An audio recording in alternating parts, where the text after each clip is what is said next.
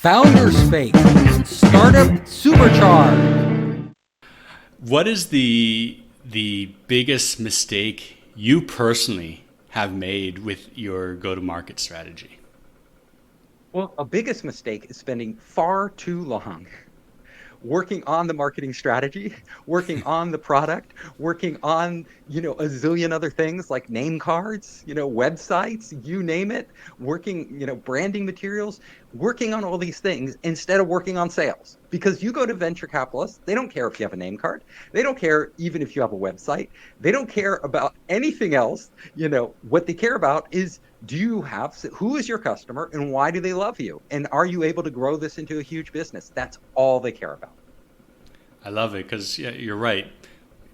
I could take money. You're the investor. You're going to be giving them money to go and hire somebody to build out that website and to build out the name card. They need to know that you got traction and that you have a product that actually solves a problem. Absolutely, because they don't know. Honestly, they don't have time. They're getting pitched, every day by startups, and they can't delve deep enough. They literally don't have the bandwidth to go deep enough on your business to figure out if it's the next big thing. Yeah, sure. If you walk in the door and you're right in their sweet spot and they've already done all the homework, which some VCs have, and you pitch them exactly what they're waiting for, yes, at that point they'll take a risk on you because they've already in their mind made the decision. You're not making the decision for them. This is what entrepreneurs, you seldom sway a VC into making a decision. You usually, most of the closings of deals, venture capital, and that is sales, right? That is the biggest sale you'll probably make is closing your VC round, or any investor round. If the thing is, if you hit them on assumptions that they've already made. They already say, okay, this is going to be a big market. I'm waiting for the next startup that has the right team, the right product, the right everything to walk in the door, and you pitch it to them. Even with no sales, you can get funded. But that seldom happens. So most of the time, they don't really understand your business that well, and the only thing they have to go by are the numbers. So where do I start? So selling. So let me tell you, if you are going to sell, so there's different types of sales. There's big strategic sales, and then there's small strategic sales, and then there's a lot of small sales that you can make, and then there's like consumer, like if you go out to consumer. We're going to focus on B2B, and I tell people who are in the B2B space, you can close. There's two ways to go, right? Venture capital, and I'm talking about an area I know. They love businesses that focus on, that have lots and lots of small sales. So because those are scalable businesses, you throw marketing dollars at them and they can go ballistic, right? Whether it's B2B or B2C, like lots and lots of small sales are very easy to predict. A lot of customers though, they're going after enterprise customers. And so let's talk about that. If you are going after enterprise customers, those are big strategic sales.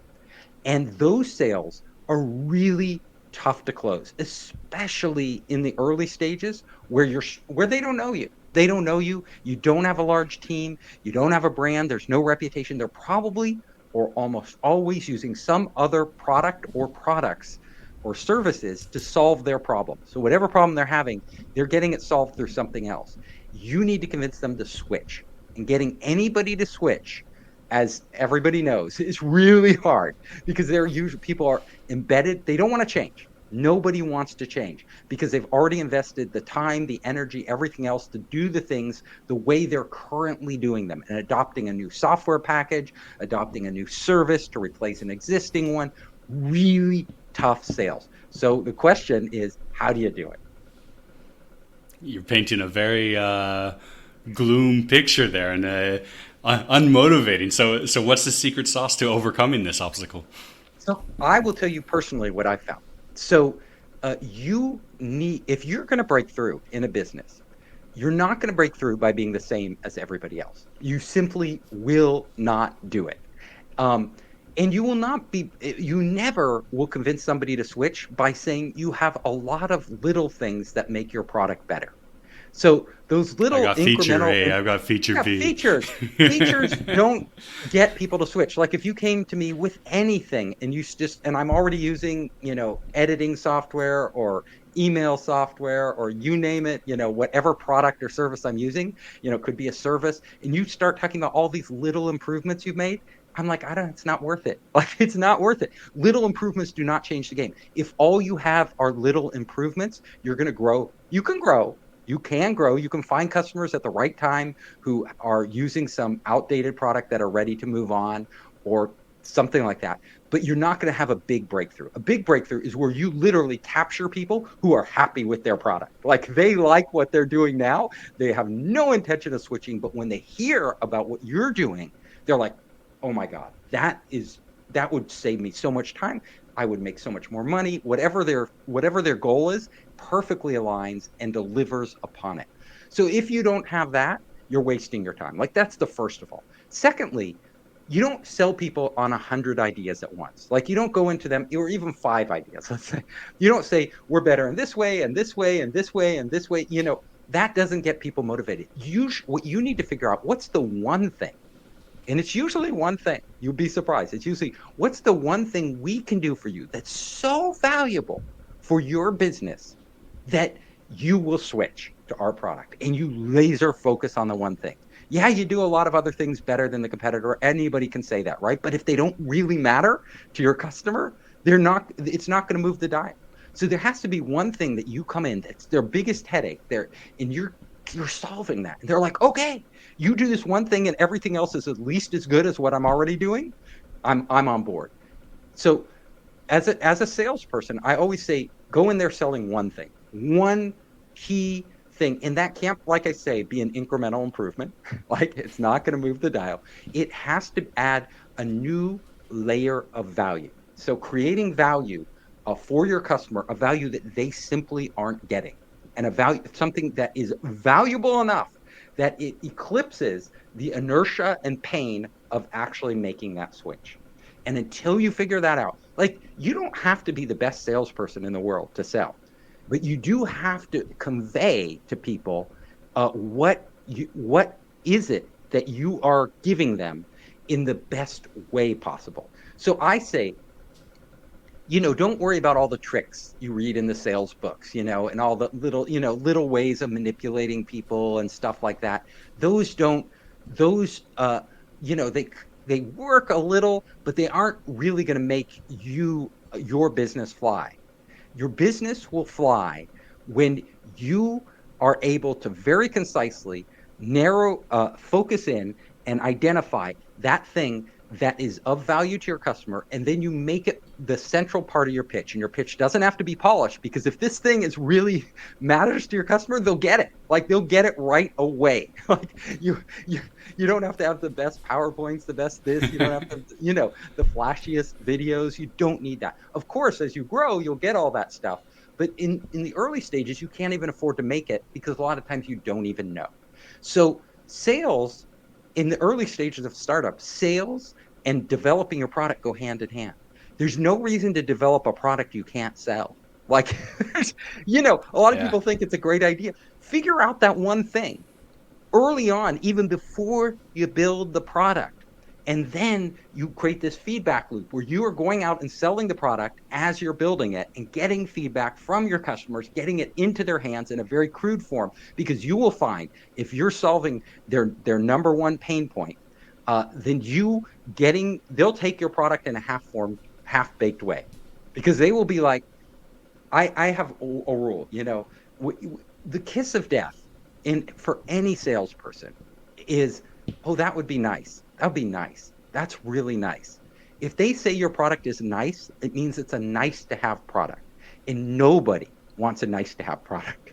They want a product, like, you can test your product even before you build it, especially if it's B2B, simply by going to customers very early on, getting those leads early on. Maybe Adam can set these up for you, getting these leads before you even build it, and then going to customers and saying, here's what we're building. You do a PowerPoint mock-up of it. You don't have to build the whole thing. And you say, are you interested? And they go, oh yeah, that's nice. Come back when it's ready. You're done. Your business is over. You might as well not build it, right? If they say, come back when it's ready, that's nice to have. What you need to hear from your customer when you know you've solved that pain point, when you know you're adding what I call extreme value, what you need to hear is, oh my God, You can do this? You can do well, we're working on it. When can I get it? Can I get it now? Can I yeah, we'll get you a contract so you can be I have to have this. Yeah. They You don't even you ask the price. They're no, ready to sign. they're ready to sign and they if you get that reaction, they're willing to like say, okay, you can be one of the first 10 customers to get it, but you need to sign now and you need to give us an advance to reserve that slot. Otherwise, we're going with other people. Boom, you have a real business. It's worth building that product. And I love, take the money right then and there. It's Take only the money. valuable if they're ready to pay and they do pay, not Yeah, say because yes, I will pay. that's how you get confirmation, right? You get Yeah. confirmation because people put their money where their mouth is. I want the money. And then you can literally without I've seen startups do this without building any product, just getting those initial signed agreements. You can go to venture capital and raise your angel round or, from angel investors or even a seed round from an early stage venture firm. They'll write the check for those seed rounds to get you to build out that product because here you have 10 customers who are chomping at the bit to get it. Yep. I think one of the reactions I've seen that's also really positive, if they're not jumping out of their seat, is sitting back and just dumbfounded. They're just sitting back and like, wow, like this changes. Like you could see the wheels in their head going, this changes everything. Yeah, they This is don't going have to to. be groundbreaking for me. Exactly. What the ultimate test is their action. Are they willing to pre-order from you? Are they willing to sign some sort of agreement? Because nobody wants to do any paperwork, even if it's for no money, a letter of intent. Nobody wants to do that if they're not really interested. So getting them to make some effort on their part, uh, to get approval to do something, that's demonstration that you do have traction. And you need that for yourself more than you need it for the venture capitalists because they can throw all the money in the world they want at you and they have done this before and the startup still fails. If if you aren't meeting an extreme market need, and I call it extreme because these are highly scalable big businesses that we're trying to build. If you aren't meeting an extreme market need, you don't have a business that's venture fundable. You may have a business that's a good lifestyle business, like a consulting business or even a small software business, but you're not gonna ever grow to be $1 billion company. And ultimately, I invest and I work with hundreds of VCs in Silicon Valley and around the world, and all of us, we every bet we place, we want to be on a company with the potential to be $1 billion company. Why would we place a bet investing our time and money in a company that can't get huge returns? Because we know it's just as risky to invest in a small business, them going out of business, as a potentially big business. So we're always going to choose the big business. That's what we're here for. We're all here for success. We're all here to grow something big and make money along the way. Yeah. So And yeah. so there's more that I can talk about, and that is how, in the early stages of sales, you should be less concerned with literally selling your product as figuring out as much about your customers as possible.